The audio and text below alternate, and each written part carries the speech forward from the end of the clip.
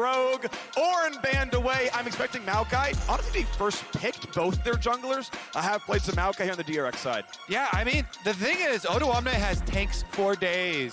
You've got Ornn, you've got Maokai, you've got Gragas. The Gnar even expertly played in the opening day of the game as well, so he's got a very deep champion pool to go to. Do agree that giving over Maokai to Rogue is basically asking to lose. I feel similarly though about the Azir, and I would either expect DRX to ban it here on the third ban, because I love Zeka on a melee mid laner, even though he plays a decent Azir. With how it's looking thus far, gotta agree that Maokai first pick, DRX have shown that they are very happy to not only put Bioshik on it, I also think Kingen as a tank player is very consistent. As the respect bans towards DRX's bot side, I think, are being duly paid, but no! Thought you dropped the ban onto it. Okay.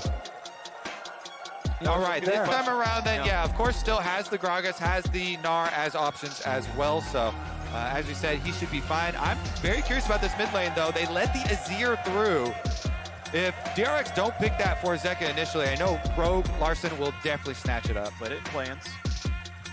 And the key thing last time was that Zeka went for the Kali counter pick, but the composition from Rogue and the way they played around that pick really neutralized it. So I think DRX is making the call here. We prioritize Aatrox highly. It does well into tanks, and even if we do end up playing into the Azir rather, we can counter pick with the Kali. Aatrox is basically the champion of the tournament, but I'm very worried for Kingen to actually step up and make that faith in him really worth it for DRX. Because as we said, Zeka and Deft have been the hard carries for this team. They're putting a lot of faith into Kingen this time around, first picking that Aatrox for him and giving the sacrifice over to the other lanes. Kalista locked in for Comp. Comp and Trimby have done magical things with this duo on the bottom side. So aggressive.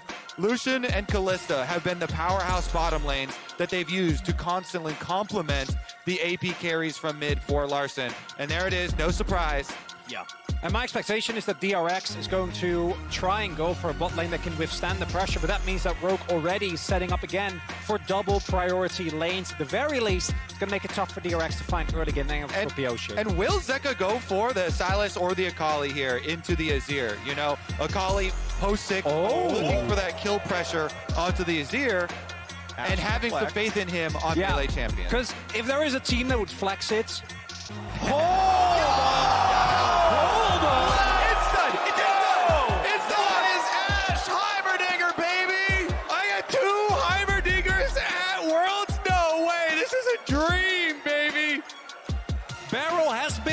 to enjoy himself some Heimerdinger, and the combination of slows and range is a nightmare for Kalista to play into. I want to know who started the Heimerdinger at World's Champions Queue, because it has been running rampant. I'm so curious, though, where it began. Who was the spark? Because everybody's picking it up. And we're assuming this is for sure going support. I guess you could say there is like a 1% flex chance. That sounds horrible into Azir. If they Azir hard dumpsters that lane, I'm pretty sure. If they dare to put Zeka on Heimerdinger after the performance he's had so far, I'm going to be mad.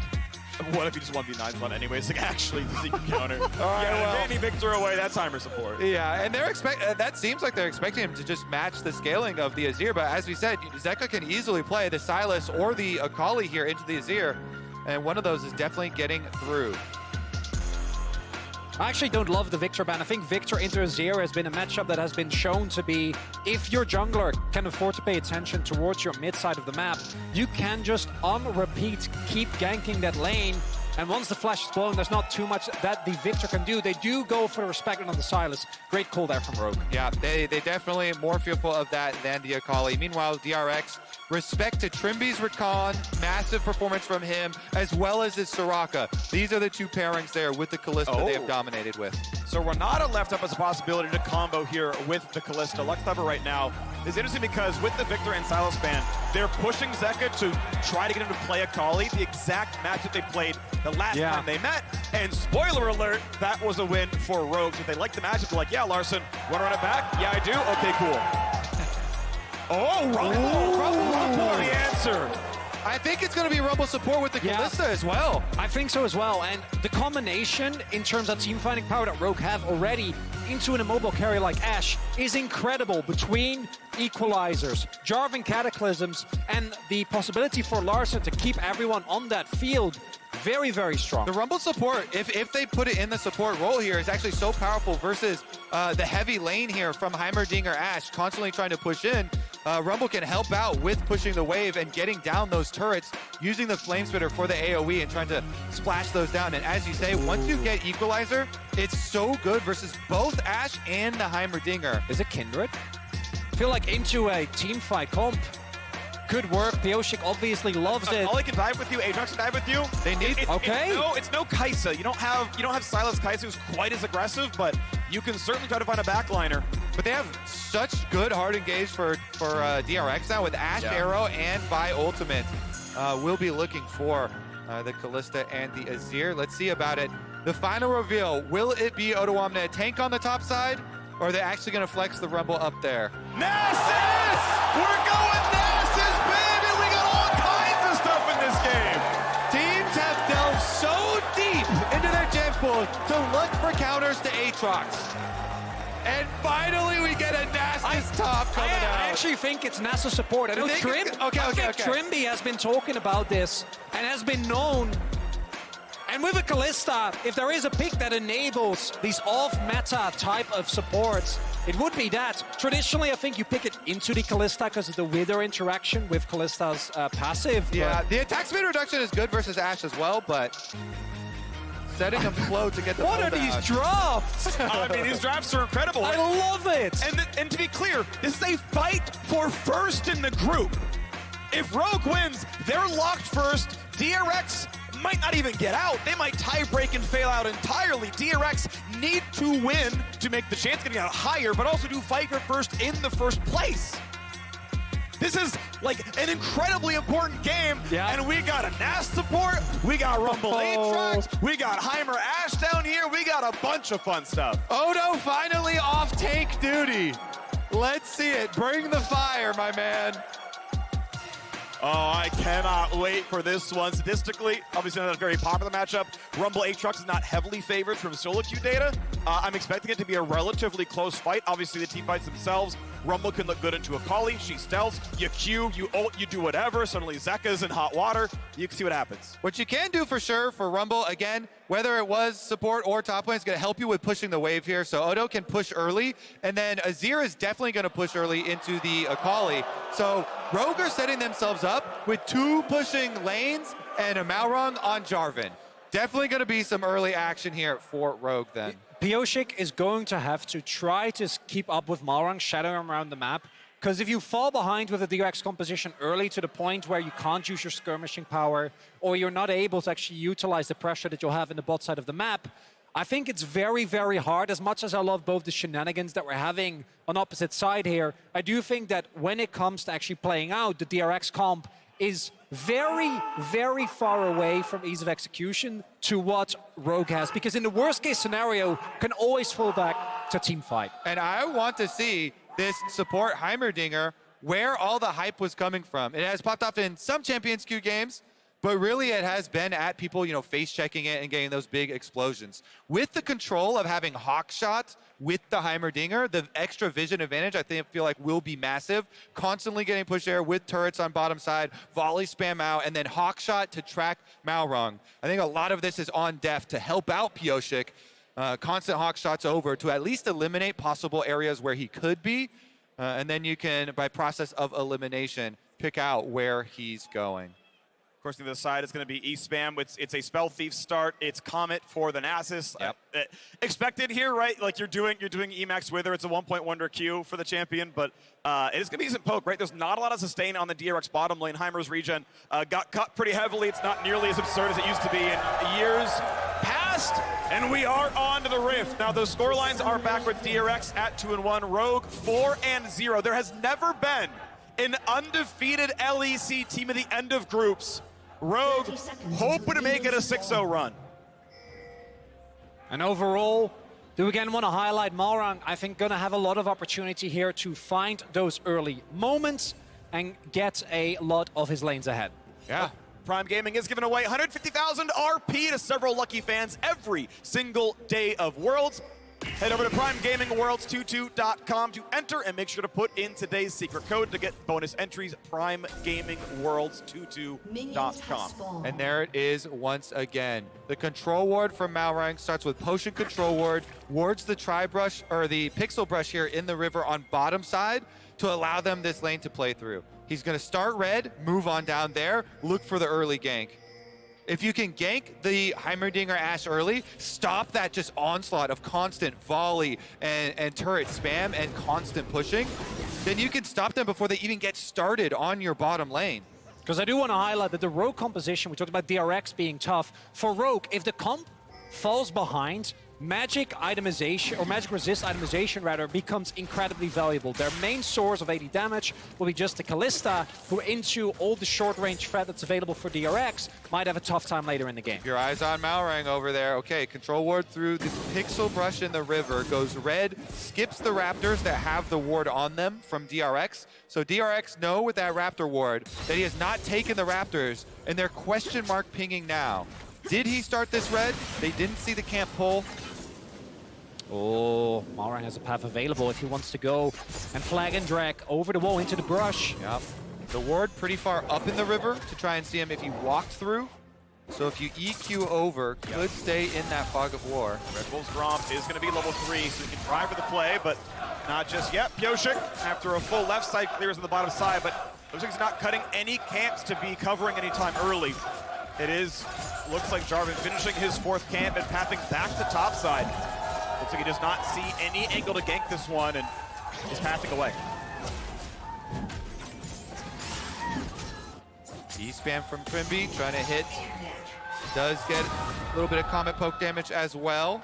And Malrang gonna bounce back to the top side. Odo Omne building a big wave up there on Rumble. Pushing it into the turret, will reset, no problem for himself. See what they can do with top pressure. Again, top and mid lane for sure pushing here for Rogue. Once again with the Jarvan. Crosses back to get top side Scuttlecraft. Much more difficult on the bottom side though. Those Heimer turrets and volley spam, inevitable. Are seeing some of the difficulties here, as you'd expect. Zeka, we've seen this matchup play out a ton. The Azir, as Larson is showcasing excellently here, always going to have a very good time into the Akali. Akali really, after the sustain nerfs that came through throughout the mid of the season, much tougher time, but overall, looks like the early pathing from either jungler hasn't responded or hasn't resulted in any action yet. Yeah, and Zeka trying to hold the potion as long as he can, get the most out of his shield there. Now pops the potion as we have a wrap around. Yeah, and Larson out of mana entirely, cannot fight back really anymore, but Malrang getting around, Zeka 200 HP. It's like EQ flash the knockup, but it's not any damage, so Zeka's not really an initial threat because Larson can't really get much there. There's the EQ, yeah, shield. I think, again, even a flash wouldn't have killed 200 HP. Yep. Looking for a little bit of a bluff there. Oh! Good damage, though, on a Trimby. Halo Blaze, Ashe, decent damage. Volley won't land, but the poke is working. Now, Barrel is low. So the health bar lead is pretty heavily with DRX. And Look at the coverage. Pioshik and Malrang. Pioshik doesn't see him. Malrang doesn't see him either. Now it's information on DRX's side. Wave's too big. Wave's also too big. Yeah. Health bar's too low. Early damage gonna come through here. Poke lands again. Turret shot's not taken. And this is the dream scenario for these support Heimerdinger games here, where you get to constantly push. And I just think it's so intelligent to pair it with the Ashe because of the hawk shot that we're talking about. Keep track of the enemy jungler. Make sure you don't get ganked early on. So you can just spam the volleys and constant harassment. There's no summon to heal in this lane, so Trimby doesn't have any X factor for surviving this one. The Rockets, if it happened to land or been slightly better, could have made a flash forced out of comp. I'm happy that after I got my Karthus game, you finally get your support Heimerdinger game. Yeah, you get to talk about it. We count the one with Cloud9, but really we want to see a W. Yeah. Well, yeah, that's fair. That one I had erased from my memory. That's on me. Yep. Well, more damage on a Larson here as Zeka chose, do I want boots? He went Mertrays. He's like, nah, Sork shoes? Nah, actually goes to the alternator. Bit better poke damage there, puts it on cooldown, but the Q auto trades look pretty decent. Health can help for the all-ins there as well. Yeah, and Pioshik running a build that was very good when the item was overstated. Yeah. Not nearly as impressive as Zeka. Gonna go back, and pretty good. It's still not bad. I don't hate it, but I mean, if you have any thoughts, I'd be happy to hear. So it's really, really goal division. Like, in the case of Morellis, you're, like, kind of paying for the stats you're getting. In the case of Future Fire, it's actually just the best source of AD and haste you can kind of get, and health is early in the game. And early game, all you need is raw stats, so it does suit the champion quite well. It's actually well supported as a good first item for champions like Vi and Hecarim. Okay, I'm convinced. Thank you, Freak. It is among the good options. Is it your favorite? I mean, I'm partial to Triforce in kind of all cases. Ooh, okay. I like it. Yeah. Feisty as Pioshik. Yeah. Everyone's a jungler, everyone builds Triforce. Pioshik will walk back, does not get spotted by anything. Yeah, already used Q to get over the back of that Dragon Pit into the Tri-Brush, so no further threat from him. Go back to farming over here. The Rogue bottom lane gets to finally push back out. Not a ton of damage to the scoop, though, huge! Able to ult back out as Zeka.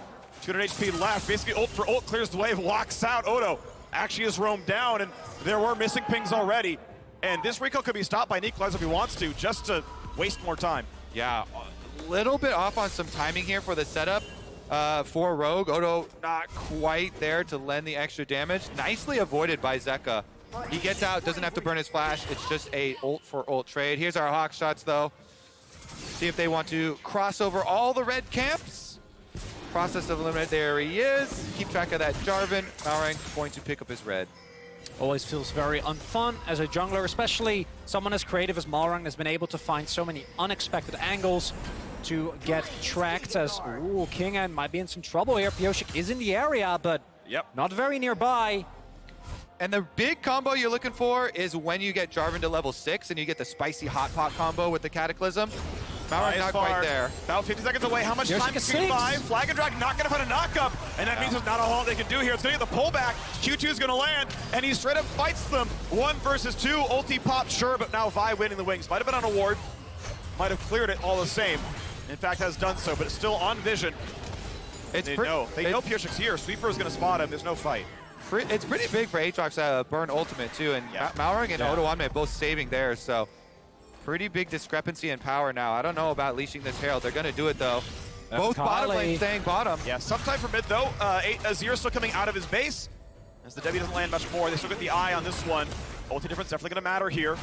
Zeka is here first, but again, after this wave, Larssen can show that might be enough time to play it. Queuing from the Fog of War, they can go for the play on Odo. He shorts the flash. It's a miss out of the jungle, and there's the spicy hot pot. A smite for health. The eye pops, King gets it, and Malrang's left alone. Despite the missed flash, it's still a 2 for 0. And this is where you see the skirmishing power of DRX. They are able to take down Odo and Malrang before Larssen has the opportunity to respond, and it's thanks to that roam from Zeka. Exactly. Zeka gets there first, has the impact. Akali ultimate used. DRX, okay, now he doesn't have ultimate to get back out here. Does get swept into the turret.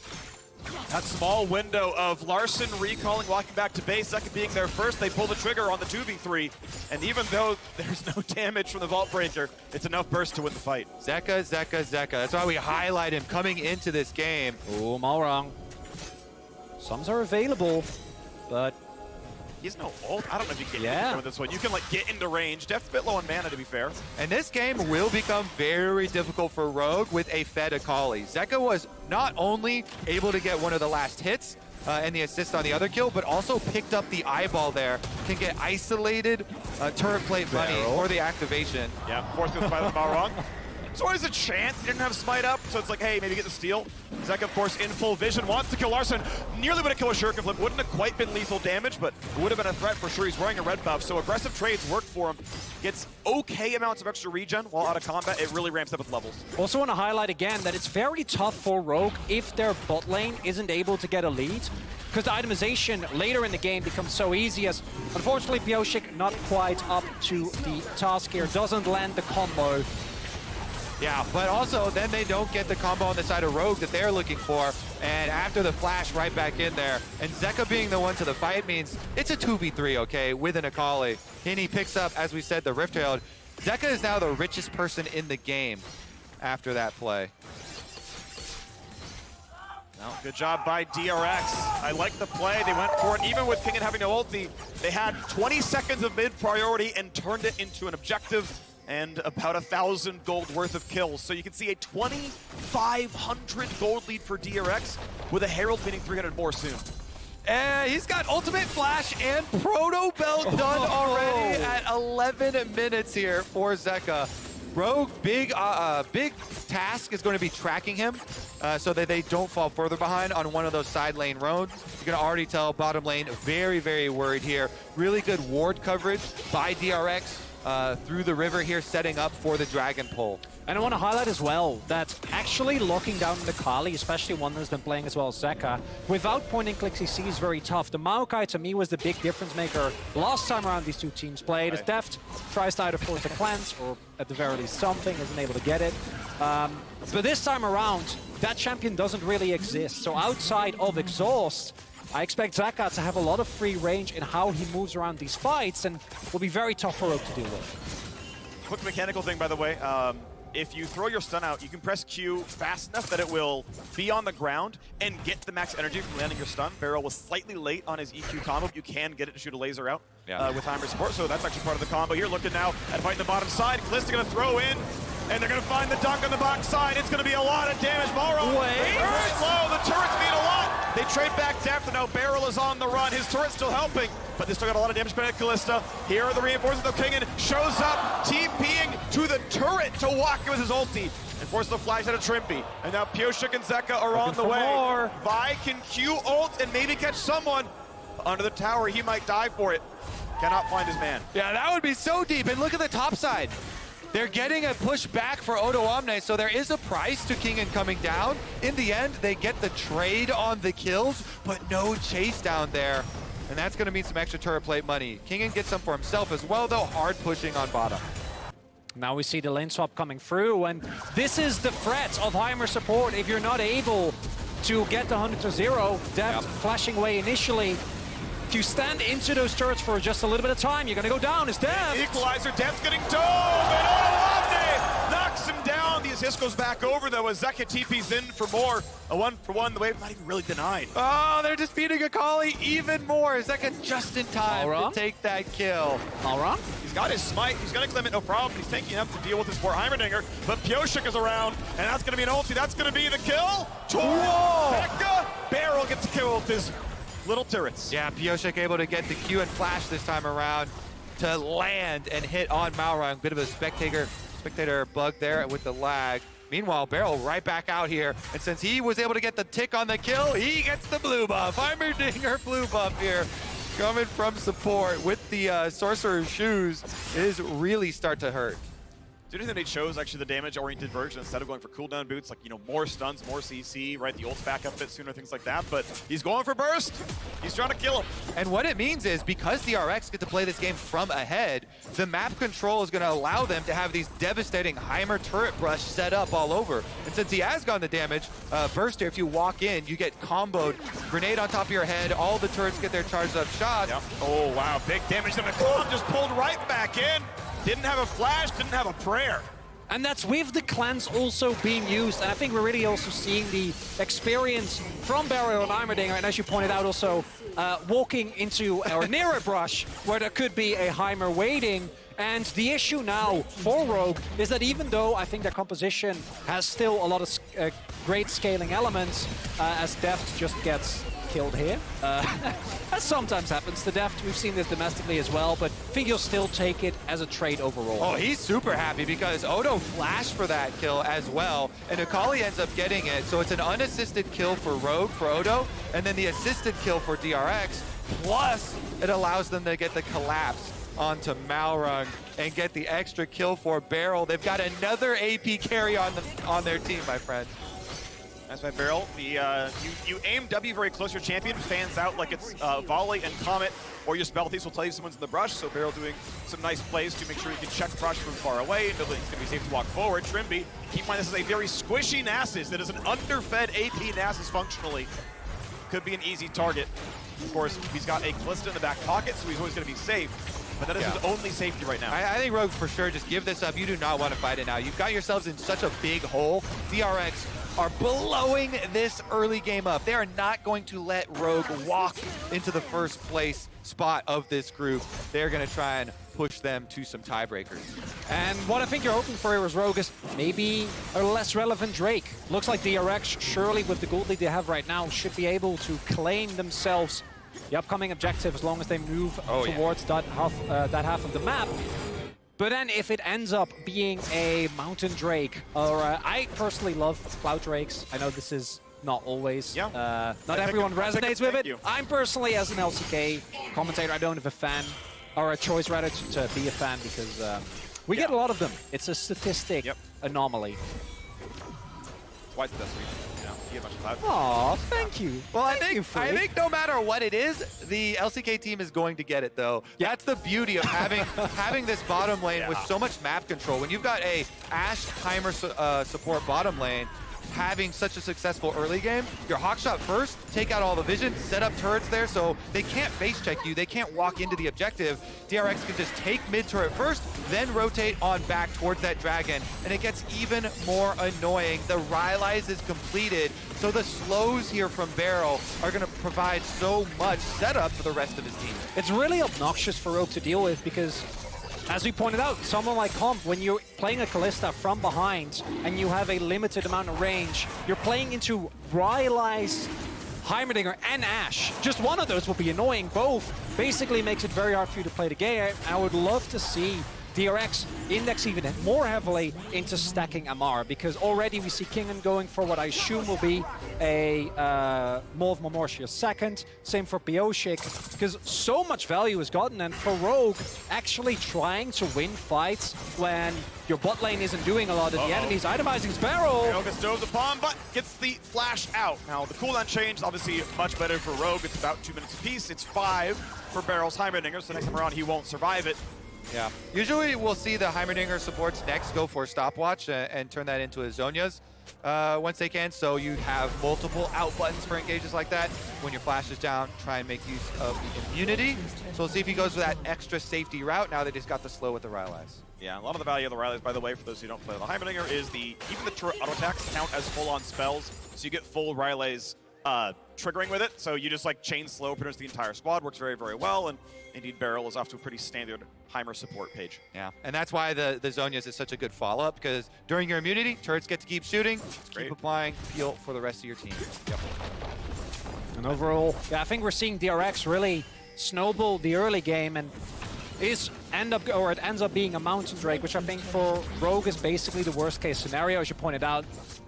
DRX probably going to get it regardless, but in terms of finding yourself into a comeback, I think with Rogue's composition, it often comes down to a big wombo combo, giving more time to DRX to get out of any of those combos, to stack more resistances, makes it very, very tough for Rogue to find an entryway back into this game, and they need a good one, because the state right now is not great. Yeah, I mean, just listen to how quiet it is in here now. DRX very quickly put a stop. I'm sure there's plenty of DRX fans, Kobe.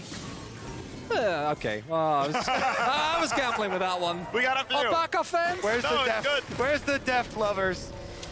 There they are.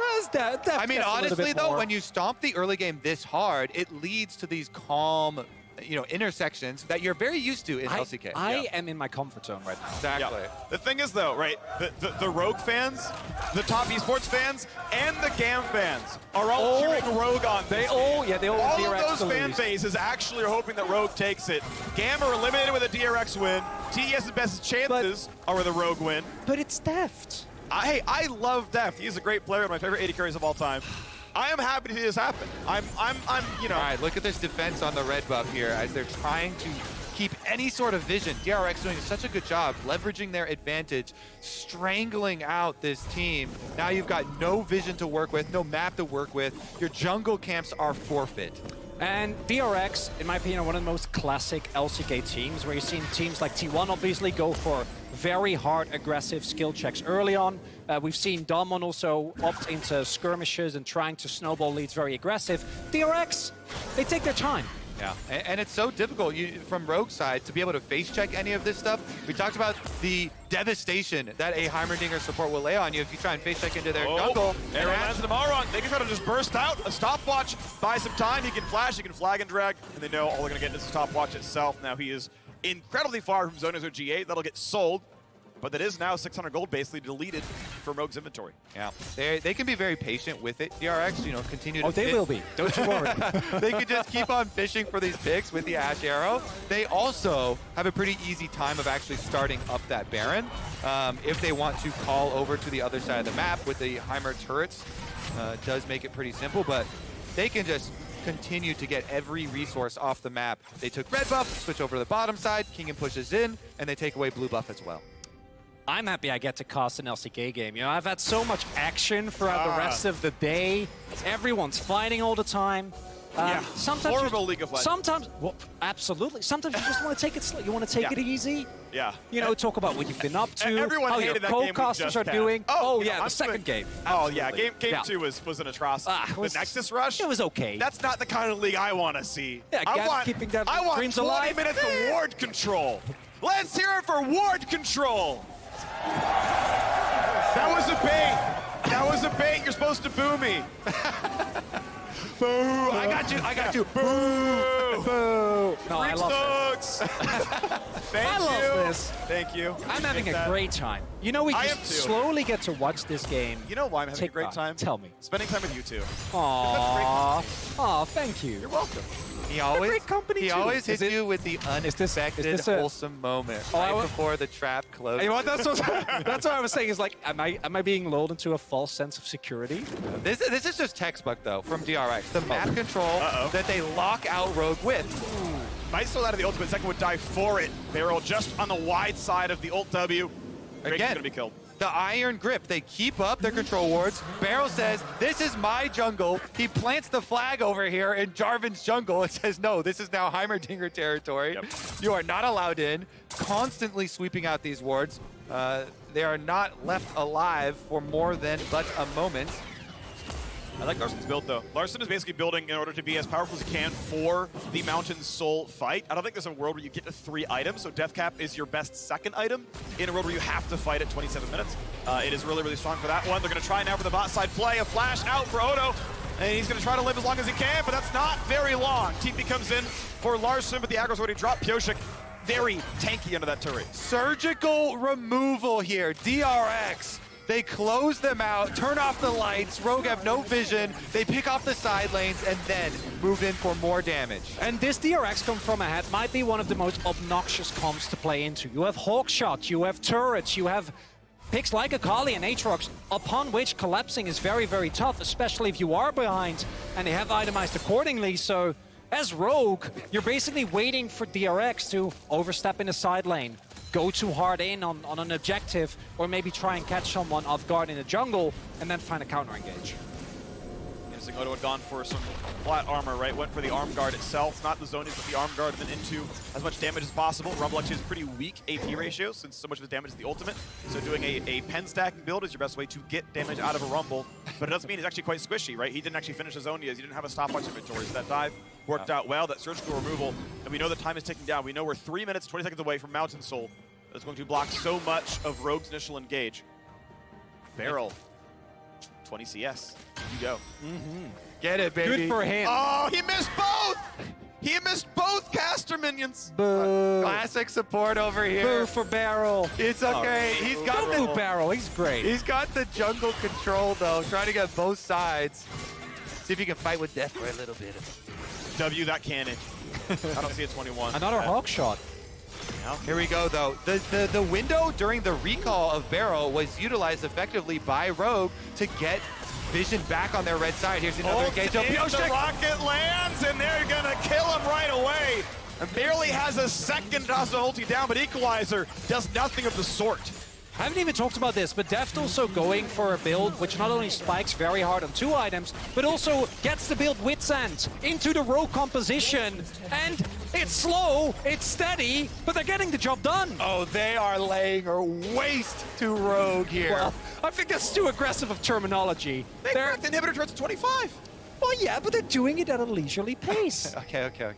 You gotta pace it down. I mean, Take it easy. I'm of 2 minds. Vi's ult is like, when Pioshik's ult is up, the kill is had. Yeah. Pioshik ult up, Rogue member down, basically, has been the steps. Well, we move forward here. You can see that gold lead. Yep. leisurely up and to the right. This is a nice stroll up the hill. You know, there's no rock climbing going on here. Q's over the wall, and he's like, yo, dog. Odoamne tries to push him off, but then you see mid lane pushing in for DRX, and they've got the window. All he needs is barrels follow-up. Support Heimerdinger, baby, making it look beautiful this game. Pairing it with the Ashe, such a nice choice there from Deft. Well, and what I love as well is that they might try look for a play on Zeka here, but Kali is so slippery. They've got 4 members. They're going to send everybody up there. Kalista will throw him in. They know they can wither afterwards. The E will reveal him under the shroud now as well.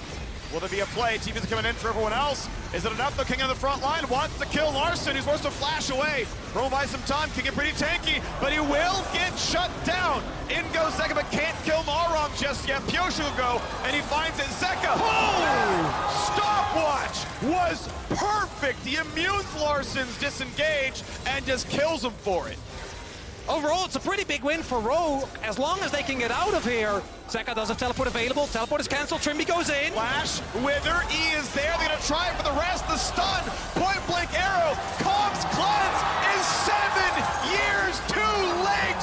Private Jack dies, and it's a double kill for Zeka. And DRX finally have cleaned the map. Now there are no Rogue members in front of them. They can push it out. Look at my alpaca go! Good for you! And overall, there you see exactly the problem with the Rogue composition when it's behind. Even when everyone funnels into Deft and tries to take him down, he still had stopwatch. They send everybody and they throw the kitchen sink at Zeka over here. 4 members of Rogue immediately. The teleport comes in to peel for him. Keegan tries to buy a lot of time on the front line. Rogue are able to burst him down even with the extra peel, but then with the shroud into the stopwatch there from Zeka, he's able to find the last move onto Larson after he immunes the ultimate. And from that point onwards, as Rogue, you have no chance but to try and punish here, but look at Deft's health bar. It's not going down. Re-engaging into the turret territory there of the Heimerdinger while Ashe still has ultimate, so barrel peels on the bottom side there with the grenade, and then Deft with the point-blank arrow right in his face. And the stopwatch get added to the inventory, by the way. Now Deft has one. He's going to be even safer than last time, and he didn't even die. You got the play already. Hey, guess what? Vio's back up, and this game is all over. Mountain Soul was claimed. The double kill into the bot lane. Baron, if you want it. Yeah, that's got to be Baron now. DRX supremacy around this red buff jungle. 2 quick kills on the flank. And it's looking bad, unfortunately, for GAM as well, because the moment that DRX get themselves the win here, which is looking more and more likely, Mountain Soul now picked up Baron in their hands as well, and their siege with Ashe and the Heimerdinger surely going to be incredibly obnoxious. Doesn't look like there's a lot of avenues for Rogue back into this one. And that does, you know, breed some excitement for the tiebreaker between them if they're able to push it and continue winning towards the end of the day. So they're brush cannon, but they walked onto a ward to get there. Yeah, it's not happening. There is a chance Rogue can be like, yo, 5v2, 2 picks, Trimby should know. Trimby saw them. I think he saw them come in. The fabled support Heimerdinger Death Brush, though. We finally got it. They face check into it, and the full power is unleashed. Well, ulti's on. A rock belt for safety, not going to matter. Arrow's going to stun him. Stun's going to combo up. Barrel has his 3rd kill of the game. And DRX, it's slow, it's surgical, it's methodical, but as Rogue, there is nothing you can do. There are no angles. There is no crazy team fight. You are just getting choked out of this game. Looking for 30 minutes, the victory here. DRX will improve to 3-1. In doing so, will eliminate Vietnam's GAM Esports from playoff contention and will eliminate them at the bottom of the standings. We'll see if TES can keep up. We'll see if Rogue can still fight for first. There's still many more games to play, but it means DRX can move towards that top of the standings. It means there's more to do here. Still have the fight in the front side. Kingen holding it pretty steadily as the turrets drop. One more dive. A great stopwatch for Zeka. Gets away, and Trimby is going to be too squishy. A solo kill for the mid lane. Ashe in for a double now as well. Stuck onto the fountain. Comp barely lives, but Rogue does not. As the LEC first seed finds their first loss at Worlds, DRX moved to 3-1. And DRX, in their most DRX, weird draft, centered around Beryl trying to push his champion pool as far as he can. And more so than any other team, when DRX get a lead, they play it out as slowly, as cleanly as possible. And I gotta say, coming into Worlds, I keep getting surprised by what DRX has shown, because I've seen this team midway through the LCK split, and let me tell you, they didn't look even a little bit like this. What a fun one, though, overall. Pretty beautiful game. It's fun to see it come out. Unfortunately, Nasus could not play with the lane pressure that Ashe and Heimerdinger had. The coverage was there, and Moron went for an aggressive look, right? It was red, skip Raptors, Grump, like